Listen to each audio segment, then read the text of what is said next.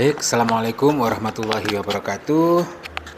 Selamat pagi Pak Bagas. Selamat pagi Pak Nidu. Ya, kita berjumpa lagi pada siang hari ini, yang mana pada kesempatan ini saya ingin berbagi informasi terkait identifikasi sebuah artikel serta kriteria literatur seperti apa yang harusnya kita bisa membedakan. Seperti itu Pak ya.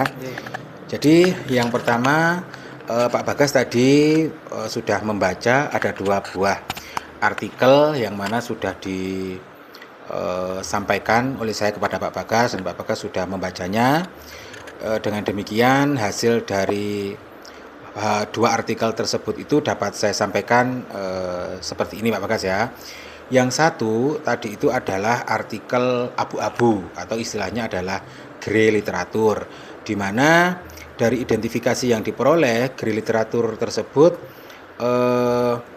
dengan judulnya Peran Krusial Teknologi Digital dalam Lingkungan Belajar Kolaboratif Abad 21. Nah, artikel tersebut tergolong literatur abu-abu karena dipublikasikannya itu kan dalam bentuk proceeding, begitu ya. Dan juga sudah diseminarkan secara internasional oleh Fakultas Ilmu Pendidikan UM untuk prodi PGSD di tahun 2025. Untuk pendistribusiannya sendiri itu kan dilakukan oleh saluran non komersial. Kalau komersial kan pasti jurnal itu ya, public jurnal itu. Nah, kemudian untuk yang kedua adalah artikel berbasis systematic review, di mana systematic review ini lebih memfokuskan pada beberapa artikel review yang disusun kemudian dijadikan hasilnya itu diolah dan dievaluasi membentuk sebuah data kuantitatif atau data statistik, seperti itu Pak ya. Nah, judulnya juga sangat mencolok ya, karena kemarin itu judulnya adalah optimalisasi intervensi pada peran guru dalam pendidikan inklusif _2 sebuah systematic literature review berbasis indeks for inclusion. Jadi memang di judulnya itu sudah ada kata-kata literatur sistematik gitu ya, sistematik literaturnya seperti itu. Nah, perbedaannya karena menggunakan metodologi yang ketat, kemudian mengidentifikasi juga, mengevaluasi dan mensintesis semua bukti yang ada pada literatur tersebut atau systematic review tersebut, sehingga dalam aturannya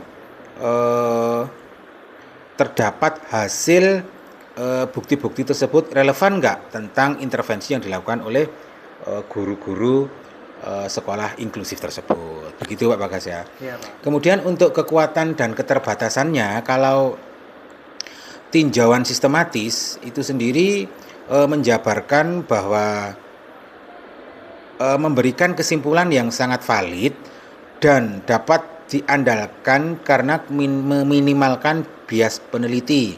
Jadi seperti tidak ada dari dirinya itu menganggap bahwa penilaian itu subjektif gitu. Itu diminimalisirkan. Itu dari kekuatannya. Di sisi lain untuk literatur abu-abu memiliki kekuatan pada aktualitasnya. Jadi kalau literatur abu-abu itu memang aktualisasinya itu ya sekarang, misalnya kayak berita yang terjadi di koran, laporan proceeding hari ini, itu kan memang isu-isu yang sedang sekarang diangkat gitu Pak Bagas ya. Di situ kekuatannya. Nah, terus kira-kira apa manfaat dari praktik pengajaran tersebut?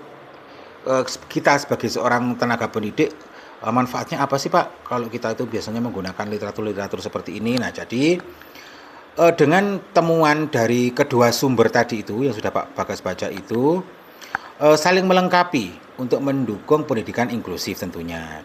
Karena tinjauan sistematif memberikan landasan teori dan juga bukti empiris secara umum, termasuk apa yang harus dilakukan oleh guru tersebut. Sementara itu untuk literatur abu-abunya, proceedingnya itu adalah panduan praktis mengenai alat teknologi apa yang bisa digunakan di dalam kelas inklusif. Jadi gabungan bukti tersebut memungkinkan kita atau tenaga pengajar itu untuk menerapkan strategi yang tidak hanya diuji secara ilmiah saja, tetapi juga adaptif gitu, dapat diterima termasuk dalam infrastruktur lokal. Begitu Pak Bagas ya. Iya. Untuk penyajiannya pun juga harus menampilkan daftar pustaka yaitu APA edisi ke-7.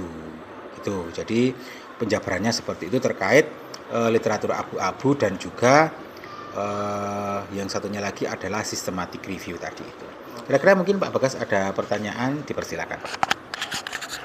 Baik, untuk pertanyaannya tentang ini Pak, perbedaan literatur abu-abu tadi dengan yang sistematik ini apa kira-kira Pak? Kira-kira perbedaannya? Yang mendasar gitu ya? Ya, yang mendasar itu. Oke. Jadi yang paling mendasar itu dari segi ada beberapa faktor ya, termasuk dari sifatnya, prosesnya, publikasinya, dan kegunaannya. Kalau literatur abu-abu itu sendiri, sumber datanya itu sifatnya itu kan primer atau sekunder. Ya, sedangkan tadi perbandingan yang artikel kedua systematic review itu menggunakan sintesis bukti kuantitatif. Karena ada statistiknya kan ya tadi yang ada beberapa peneliti, kemudian ada angka-angkanya itu loh Pak Bagas. Lah itu dari situ. Kemudian juga dari segi publikasinya pun juga berbeda, karena yang abu-abu itu biasanya menggunakan non komersial atau laporan prosiding itu, sedangkan yang review tadi itu menggunakan jurnal ilmiah. Cara penyajiannya seperti itu. Untuk kegunaannya juga berbeda.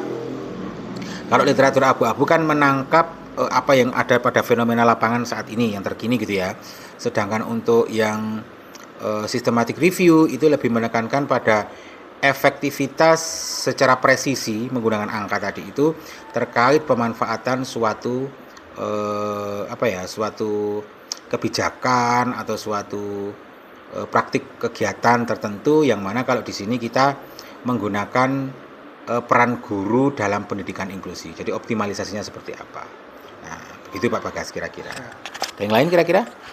Sudah cukup itu saja sih Pak. Selebihnya untuk itu bisa disampaikan di lain waktu. Oke. Terima kasih Pak.